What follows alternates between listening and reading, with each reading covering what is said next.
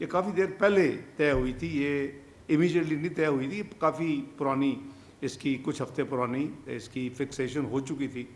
तो उस हवाले से फिर उन्होंने ये भी फरमाया कि नेक्स्ट डे यानी सैटरडे को उन्होंने कहा कि आप ओआईसी कॉन्फ्रेंस तो अटेंड करेंगे, लेकिन मुझे भी, मैंने अपने वज़ीर ख़ारजा को साथ ही थे वो हक्कान फ़िदान साहब, उनको मैंने कहा कि आपको मुझसे मिलवाना है। तो हमारी बायलैटरल भी एक किस्म की तुर्की के साथ मेरी फ़िक्स हो गई। मेन जो इवेंट था वो सारे के सारे ओआईसी जब शुरू हुई तो चूँकि ईरान के हवाले से काफ़ी ज़्यादा इज़राइल और ईरान चंद दिनों से बड़े हाई पिच पे जा चुके थे, और उसमें हम जो भी अपना रोल अदा कर सकते हैं अपना यूएन सिक्योरिटी काउंसिल के हवाले से वो तो हमने किया। और हमारे साथ चाइना, रशिया ने भी बड़ी सपोर्ट की, अलजायर ने भी शुरू में सपोर्ट की। लेकिन यहाँ भी हमने कुछ साथियों से बात की कि चूँकि ओआईसी तो ब्रॉडर एजेंडा होता है, फ़लस्तीन तो चूँकि अब काफ़ी चल रहा है काफ़ी अरसे से, तो उसका तो एजेंडा होता ही है। तो ईरान के हवाले से हम चंद साथियों ने, फॉरेन मिनिस्टर्स ने ये प्रपोज़ किया कि ओआईसी की जो अपनी काउंसिल ऑफ फॉरेन मिनिस्टर्स की मीटिंग है, उसके अलावा उसके अंदर ही एक स्लॉट जो है सेपरेटली ईरान पे सिर्फ फिक्स की जाए। तो ओआईसी की special meeting of foreign ministers on Iran alone, तो ये दूसरा एजेंडा था। तीसरी जो मीटिंग थी वो पिछले साल तक जो कि समिट हुआ था ओआईसी का बेंजोल में, गैम्बिया में, उस वक़्त तक कई साल से ओआईसी के कॉन्टैक्ट ग्रुप्स बने हुए हैं स्पेशल इश्यूज़ के ऊपर, और उसमें एक ग्रुप है जम्मू एंड कश्मीर के ऊपर भी। वो कई सालों से कॉन्टैक्ट ग्रुप्स की कोई मीटिंग्स नहीं हो रही थी, और लास्ट ईयर जब समिट हुआ तो वज़ीर आज़म साहब की मसरूफियात की वजह से मुझे वो टास्क दिया गया कि मैं जाके दोनों काम करूं, काउंसिल ऑफ फॉरेन मिनिस्टर की मीटिंग अटेंड करूं और समिट को भी अटेंड करूं। तो उस पर मैंने इंसिस्ट किया, दो चीज़ों के लिए कोशिश की। एक ये है कि OIC contact group Jammu and Kashmir पे हो, और हुआ बेंजोल में कई सालों के बाद, और उसमें कई जो ब्रदर मुल्क हैं, दोस्त ममालिक हैं, उन्होंने अटेंड किया। और ये काउंसिल ऑफ फॉरेन मिनिस्टर में भी मैंने जाते ही ये हम पहले भी उनको मैसेज कर चुके थे कि हम अप्रिशिएट करेंगे, बाकी ग्रुप की आप करें ना करें वो ठीक है, इट इज़ योर कॉल, लेकिन हम चाहेंगे जम्मू एंड कश्मीर जो हालात चल रहे हैं 2019 के बाद, उसकी कॉन्टैक्ट ग्रुप की मीटिंग भी कॉल करें। तो ये तीनों मीटिंग जो हैं वो अल्हम्दुलिल्लाह, जो कि यू कैन से कि मेजर मीटिंग्स थी, वो तमाम मीटिंग्स में हमने अपना जो भरपूर किरदार जो है अदा किया। मेरा ख्याल है मेरी शायद लॉन्गेस्ट स्पीच थी जो ओआईसी की जो 51st council of foreign ministers की मीटिंग थी सबसे पहले 21 तारीख को सैटरडे सुबह। तो उसमें अपना जनाब वज़ीर ख़ारजा जो कि वो होस्ट थे, और फिर जो ट्रेडिशन है कि आपका जो पहला सेशन होता है ओपनिंग इनागुरल सेशन, उसमें ओआईसी सेक्रेटरी जनरल भी बोलते हैं, उसमें जो चेयर जिसके पास होती है वो भी बोलते हैं, जो नई चेयर होती है वो भी बोलते हैं, और फिर अगर इंटरनेशनल अदारे यूएन का कोई एनवॉय है वो बोलते हैं, और फिर थोड़ी ब्रेक करके फिर वो वर्किंग सेशन जिसमें मीडिया को भी फिर फारग कर दिया जाता है। पहले सेशन में इनागुरल में होते हैं जो फिर वर्किंग सेशन शुरू होते हैं, रियल सेशन। तो उसमें अल्हम्दुलिल्लाह जो मेरी स्पीच थी उन्होंने पहला नंबर पर रखी हुई थी उसमें। तो मेरा ख्याल है कि मेरी काफ़ी एग्जॉस्टिव स्पीच थी। पाकिस्तान में मीडिया ने उसको लाइव के तौर पे कवरेज भी दी, और वो करीबन 15 से 16 मिनट की थी। मैंने तमाम इश्यूज़ पाकिस्तान की नुमाइंदगी करते हुए जो ऑन गोइंग है, चाहे वो इंडिया पाकिस्तान जो कुछ हुआ, जो ईरान जो कुछ हो रहा है, फिर जो कश्मीर के ऊपर जो कुछ हो रहा है, फ़लस्तीन के ऊपर जो कुछ हो रहा है, तो सारी उस में अपनी नुमाइंदगी करते हुए उसमें किया। जो स्पेशल सेशन था उसमें अल्हम्दुलिल्लाह ईरान की हम डे वन से आपने देखा कि जब ईरान का ये मामला हुआ तो हमने पाकिस्तान की तरफ से वज़ारत ख़ारजा ने बड़ी स्ट्रॉन्ग स्टेटमेंट दी उनके हक़ में, और मैं उनके वज़ीर ख़ारजा से کانسٹنٹلی ان ٹچ تھا اور ہوں، آج تک بھی ہوں. قریباً فریکوینٹ بیسس پہ ہم ایک دوسرے کے ساتھ ان ٹچ ہیں. اور اسی طرح آپ نے دیکھا کہ وزیر اعظم شہباز شریف صاحب نے بھی صدر جو ہے ایران کے اس سارے پروسیس میں ان کو بھی ایک سے زیادہ بار ان کا آپس میں گفتگو شنید ہوئی اور ان سے رابطہ ہوا.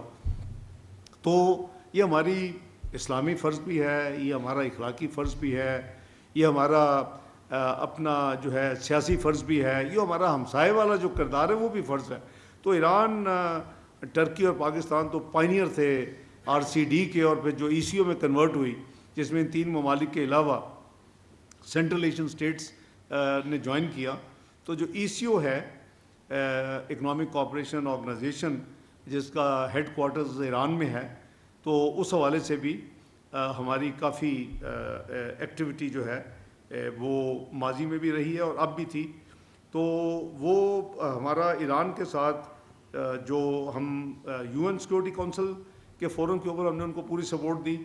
اور اگر آپ نے آبزرو کیا ہو ایران کا تھرو آؤٹ، تو آپ نے دیکھا ہوگا کہ ایران نے UN سیکورٹی کونسل جو ہم نے، وہ تو ممبر نہیں ہے، وہ ہم نے اس کو سپورٹ کر کے وہ اجلاس بلوایا جب اسرائیل نے حملہ کیا.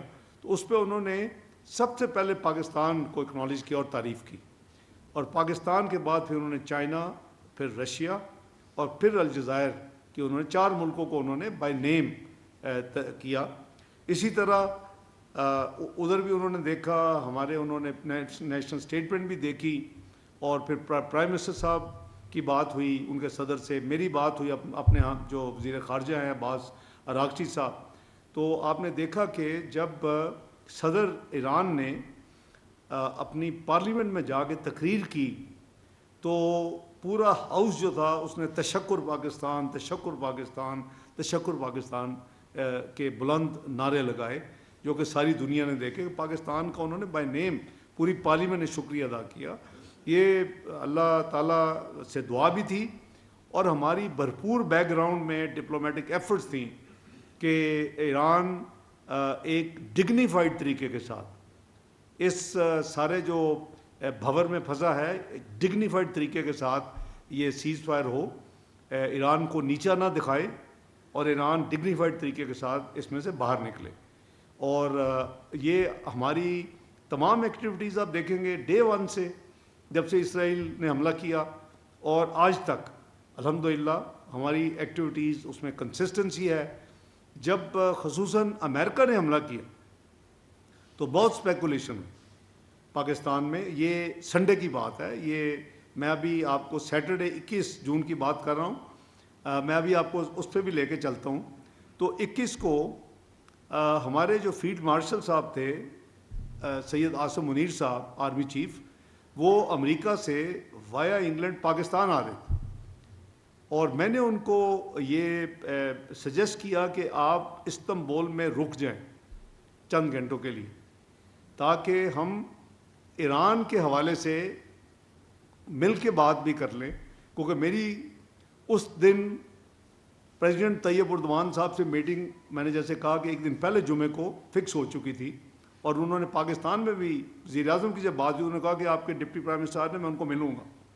تو OIC میں تو ظاہر ہے کہ ہر کنٹری کو تو 57 ممالک نہیں مل سکتا جو بھی ہوسٹ کنٹری ہو، اور خاص کر جب کونسل آف فارن منسٹر کی میٹنگ ہو رہی ہو. تو اپنا فیلڈ مارشل صاحب وہاں رکے. میری جو میٹنگ تھی وہ ہم دونوں اس میٹنگ میں موجود تھے. ہمارا جو سفیر ہے وہاں، وہ بڑی ریسٹرکٹڈ میٹنگ تھی. میں تھا، فیلڈ مارشل صاحب تھے، ہمارے سفیر تھے، اور ان کی طرف سے سید اپنا صدر صاحب تھے، ان کے وزیر خارجہ تھے، ان کے انٹیلیجنس چیف تھے، اور ان کے ایک سینئر کیبنٹ ممبر تھے.